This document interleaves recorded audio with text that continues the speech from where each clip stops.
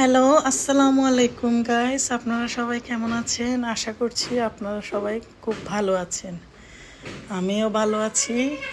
আজকে আপনাদের সাথে শেয়ার করছি আমার শাশুড়ি আর আমার মা আমার জন্য কি কি পাঠিয়েছে শবে বরাতের উপলক্ষে। আমার মা আমার জন্য গরুর মাংস আর রুটি, হালুয়া, মুরগির মাংস পাঠিয়েছে। আমার শাশুড়ি দেশি মুরগির মাংস, ভুনা, ডিম, বুটের ডাল, গরুর মাংস দিয়ে হালুয়া, রুটি পাঠিয়েছে।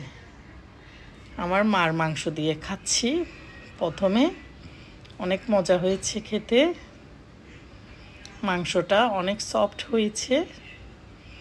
রুটি দিয়ে আমার খেতে খুব মজা লাগছে। এই যে আমার মার মাংস। এখন এগুলো আমার শাশুড়ি মারটা দেখতেছি। মারটা খেলাম। শাশুড়ি হালুয়া, অনেক মজার হালুয়া বানিয়েছে আমার শাশুড়ি। এই যে দেশি মুরগি ভুনা আর ডিম ভুনা পাঠিয়েছে। এই যে এখন আমি হাতে নিলাম।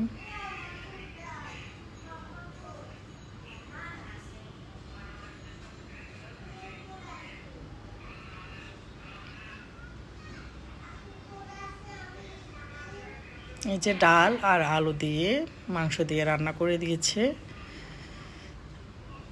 দেখছিলাম, কালারটা অনেক সুন্দর হয়েছে, খেতেও দারুণ হয়েছে। আমি আমার মা, আমার শাশুড়িকে দোয়া করি যেন ওনারা সবসময় এভাবে আমার জন্য পাঠায়। আসলে মায়ের হাতের আর শাশুড়ির হাতের খাবারগুলা অনেক মজা হয়।